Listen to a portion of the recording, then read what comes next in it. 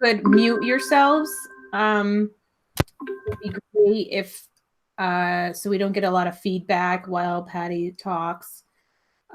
Always, you can use the chat box if you have a question. You can also, on the top left-hand corner, you can raise your hand. You can see the little emojis up there. And I'll be monitoring the chat box and the hand raising stuff. So feel free to do that. So just remember to mute yourselves. And Patty, I'm going to give it away to you. Yay, thank you. I'm really excited. I've honed my skills a little bit since last time. I don't know if anybody else has done any of these online recordings, but when you go back and watch yourself on YouTube, it's a little bit hard.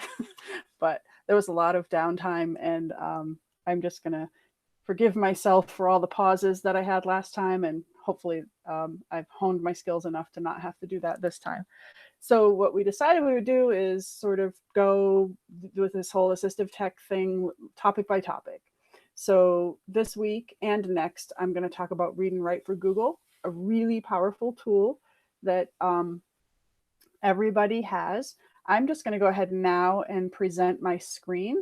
And you always have to be so careful when you do that you don't have confidential tabs open with information that shouldn't be shared. So, but with this type of a presentation, like when you go to present your screen, you can either present a window or your whole screen, and I'm going to be toggling between windows, so between tabs. So here comes my screen. So I'm just going to start from the beginning. So Read and Write for Google is one of the Chrome extensions that is this puzzle piece up here. It's a purple puzzle piece with an RW in it. And everybody has the light version of this already through GRCSU. That is what is already present on our Chrome when we log on to Chrome and go to Drive or anything, Docs or anything with our GRCSU email, Gmail. All teachers and school personnel are entitled or are welcome to have the full version. You just have to prove to Text Help, the owner of Read and Write for Google, that you are a teacher. And how you do that is you you go on, and I'll put the link in an email, but I'm going to just go to Text Help, and I have it open here. That now I have my Google, my Read and Write is in the way, but you can go to Text Help, the website, and then you would ask them to activate the full version for you. And you do that, like I'll just type in free for teachers and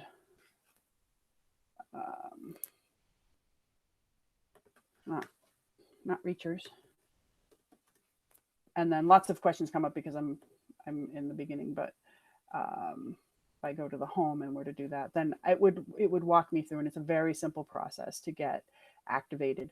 I would suggest for paraeducators that you write educator. You are an educator. I don't know that I don't think that's necessarily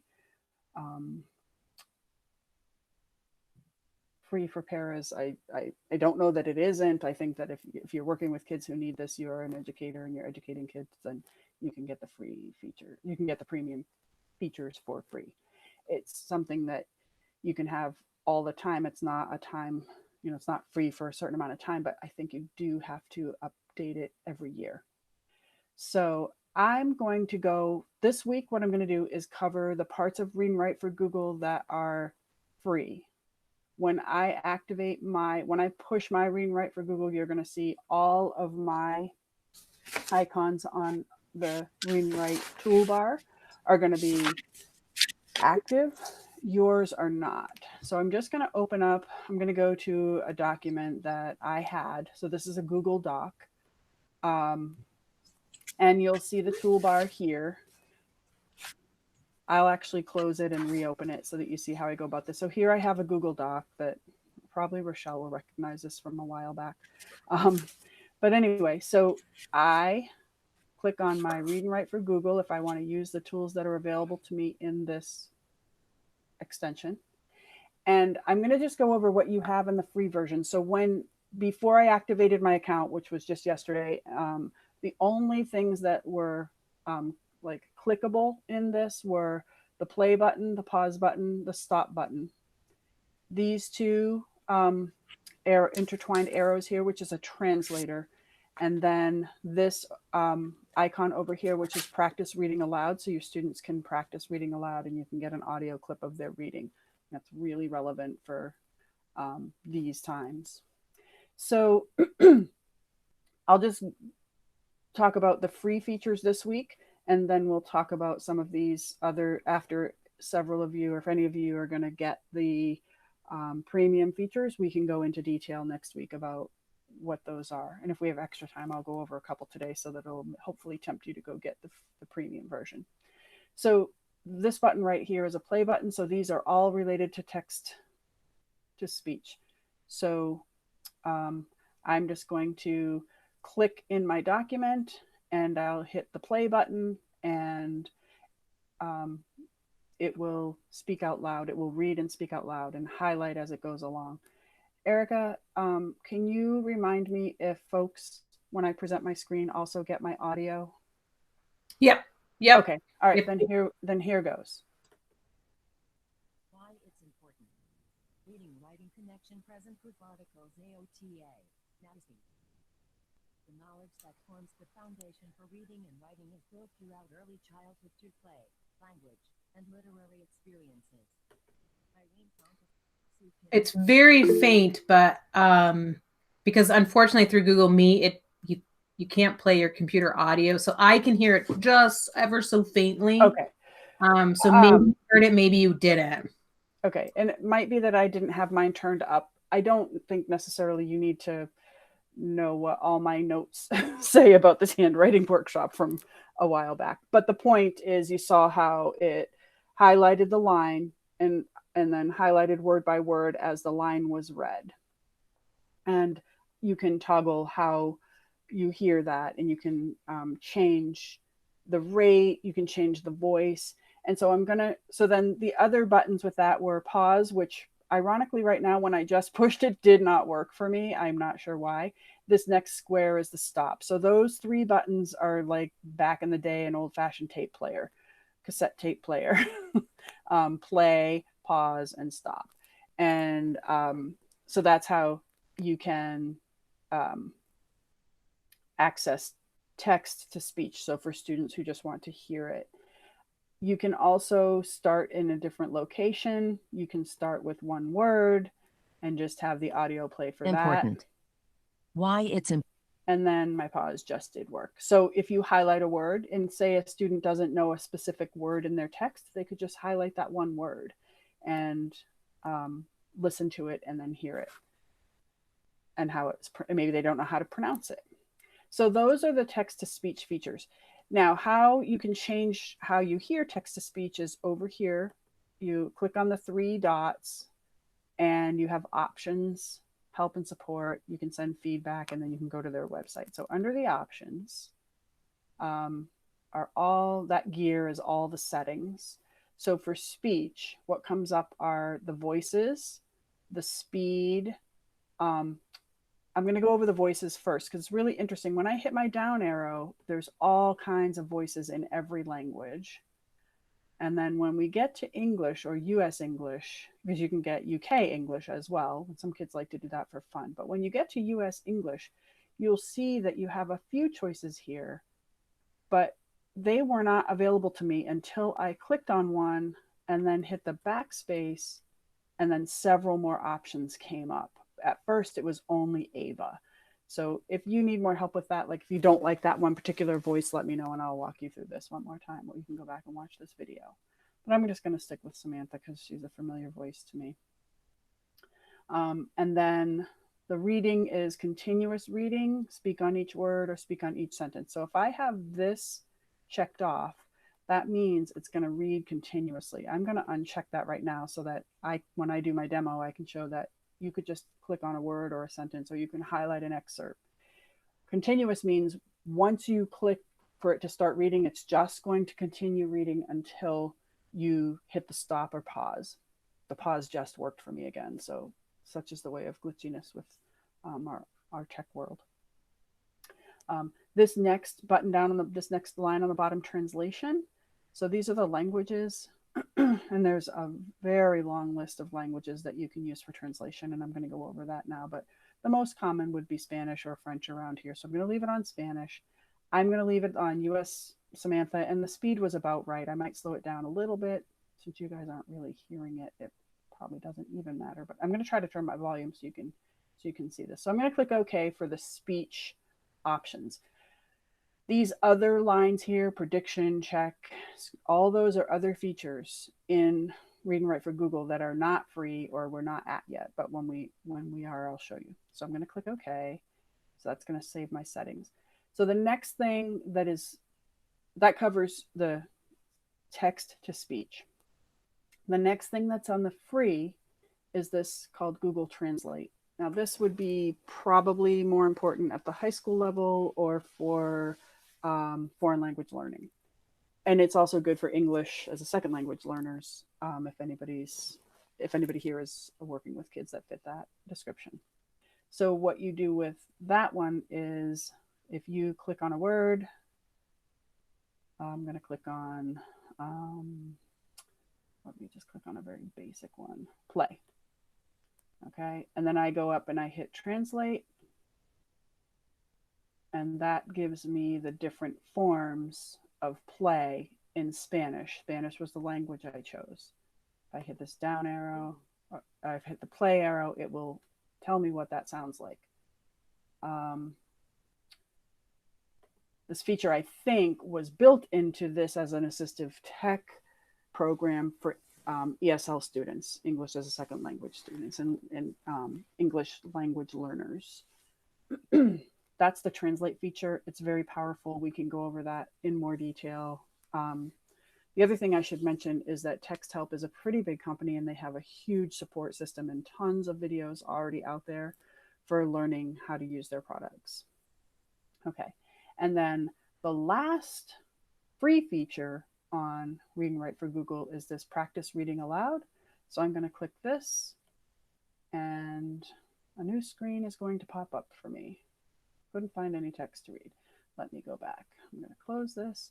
I'm going to highlight some text.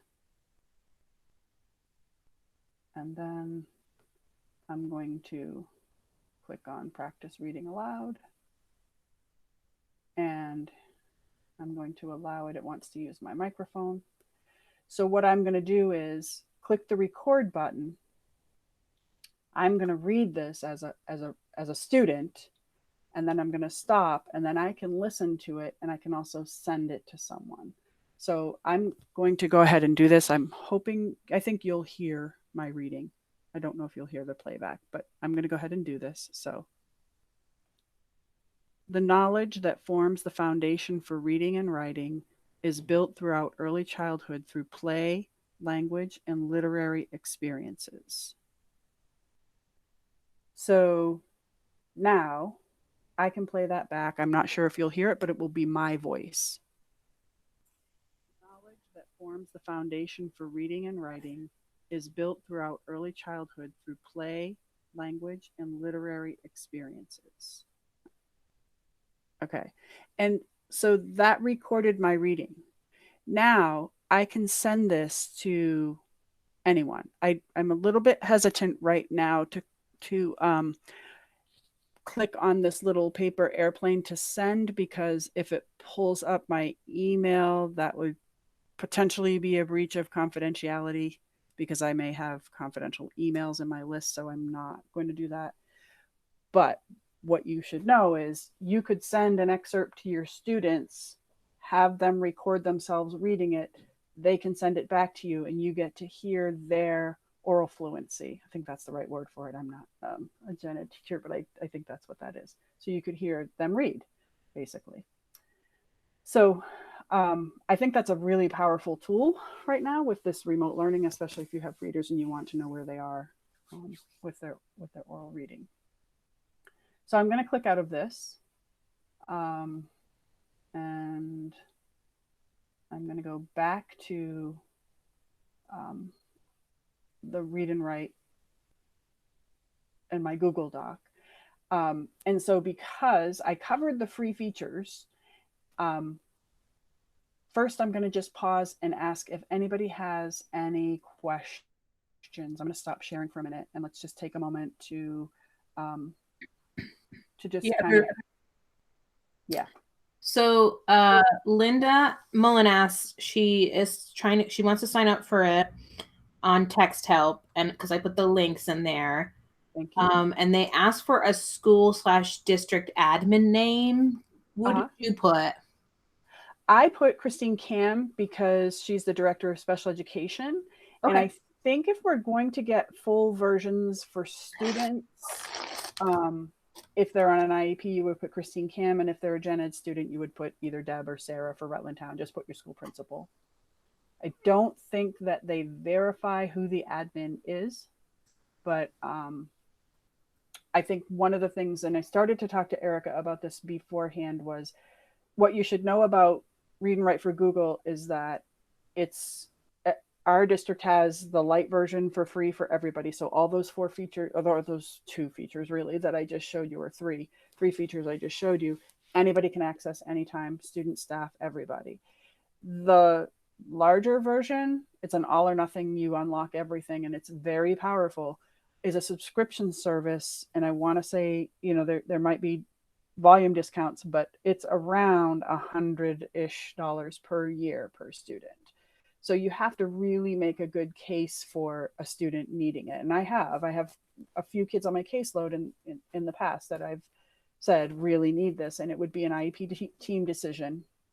The other possibility would be you could talk to your admin to see if you want to use this for certain students in your class, or for all. You'd have to talk about funding for that. But this being an assistive tech perspective, if you have a kiddo in your class on an IEP that you definitely think needs this, then absolutely bring it up with your OT or the case manager or the IEP team to have the conversation to get funding for something like for this program. So, are there any other questions? Patricia, hi. Will this work on a regular website as well? Like yes, whatever they're navigating on their computer. Yes, it works a lot better when you have a good, clear internet connection. The other thing I should mention about Read and Write. So back in the day, let me just back up about 15 years. Read and Write Gold was a really powerful assistive tech computer application that came on several floppy disks or eventually CD-ROMs that you would install on a desktop computer that kids could use. And it was like always a leader in its class for assistive tech over the years. It still is available across all platforms. You can get it as a phone app, and you can have it on iPad, Android devices, desktops, Chromebooks. So Read and Write for Google is the Chrome version of it, and they're all interactive with one another as well. So, but to get really to answer your question, Catherine, like to get the function of how it's really good for the internet, you do need the full. It's better to have the full version. And I'm going to go through and show a couple of things that it can do that are really impressive. But first, I'm going to see if anybody else had any questions. So I'm not hearing any other questions. So the next thing I'm going to demonstrate then is I'm going to go to a website, and I brought up this. I happen to have chickens at home, so it's an interest of mine. And I noticed that Corey Smith has chickens that she's going to be showing on a regular basis. She has eggs actually in an incubator at her house that she's going to be giving us daily updates. So it's kind of exciting. I also heard statistics that a lot of people this is a side note, that during this quarantine, a lot of people got chickens this year, maybe because they're home and able to take care of them. But anyway, so a really cool feature is I'm on this website, how to incubate and hatch chicken eggs. And this is, I haven't verified this is a great source or anything. I just picked it. backyardchickens.com. So the first thing I can do as a learner. We can't see your screen. Oh, I did it again. Hold on. Thank you for telling me. And I'm just in my own little world here, looking at backyardchickens.com without you. Here we go. Now I'll go back to it. So here's backyardchickens.com. Thanks, Erica. And so the first thing I'm going to do is show this feature here on the end, which is several lines and they get smaller and smaller. It's called Simplify Page. I'm going to click this button and it's going to simplify the page as it says. So it's getting rid of a lot of the extraneous information that might be hard for a learner to navigate. Ironically, you don't get to choose what gets simplified, so we do get the ads delivered to your inbox. But it will simplify, even all kinds of pages, all web pages, and it just kind of gets rid of the extraneous information that you don't need. And then you can change on this page all of, you can go back to where it's not simplified. You can change the wording, like if you have a child with a cortical visual impairment, you can change the coloring of the page so that it's easier for them to access. We're just going to go back to black on white. You can change the size of the font and the font itself. I'm going to go over, Catherine and I have had a conversation about this open dyslexic font too. I'm going to talk about that a little bit in a minute. And then you can change the spacing. But you can also go back and unsimplify the page and then, simplify it even more. I get it. So even get rid of pictures and then have only text. Okay. It did open into another tab. So I guess to unsimplify the page, I would just X out of that tab and go back to the main website. I'm going to go back to my handwriting document. So that's one way you can navigate the web. You can also you can go to simplify the page and then use your text to speech feature. I'm waiting for it to come up. And then I just pushed play. Maybe I need to click on here and then push play. It's a little bit slow, but it will go through and read aloud, and then I can play or stop the text from being read on a web page. But I'm going to close out of that. And then I'm going to go back to a document and I think, let's see if there's one. Okay, I have about 4 minutes. So I'm going to just show one more feature on the version that has the extended features. And then next week we'll go into more detail, and hopefully some of you will have the extended version and then, or the premium version, sorry, and then you'll have a better understanding of what I'm talking about here. But this dictionary is, I can go through and click any word, and then I can click on dictionary, and it will give me a definition, and I can play and listen to the definition. If something or someone is important, they have a lot of power or influence. He was an important leader. So it is going to read the definitions. Okay, that's dictionary. If I choose the next one over, that's picture dictionary. So this is more high-level speech. This is more high-level text, but I'm going to choose students, and then I'll go on picture dictionary, and a picture will come up. So there's a couple different pictures of students. So if I wanted to simplify text and make it more visually, or you could almost do like what we used to call a rebus, but for kids who need visual supports, you can go through documents and put in visuals as opposed to the actual text. So those, as you can see, are like just 2 features of several others that are on here. And those are, that's a really simple description of how those features can work in Read and Write for Google. And there's like that literally is a fraction of what this program can do. And so I'm hoping some of you will be I hope this is like a little bit of a teaser for you to go get the premium version. You might as well, if you have students that you think might benefit from it, it's free. You can't go wrong. And then next week, what we'll do is go over some more features of Read and Write that would be that are in the premium version that would be applicable. I don't know if I should divide that out by age, or I think I'm just going to go across the top. So hopefully I'll get to all of them next week. And then and we've got like literally 2 minutes left. So if anybody has comments or questions, I'd welcome them. Yeah, feel free to unmute yourselves if you want to ask Patty a question.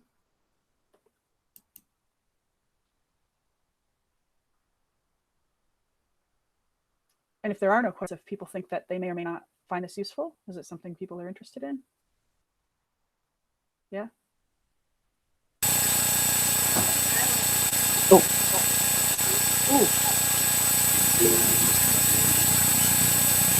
So right now the image part is the basic, right? It's really, I don't know what I want to. It's really hard to hear you. There's like a huge background noise. Oh, wow. Oh, I don't know. Oh, now we can hear you. Yeah. Okay, maybe it was my computer turned the wrong way. I just was wondering, so you said it's free, but just the basic package, right? What it is that everybody has those 3 free features that I showed at the very beginning. Right. Teachers and educators get a premium version for free, unlimited, always. You just have to renew it every year.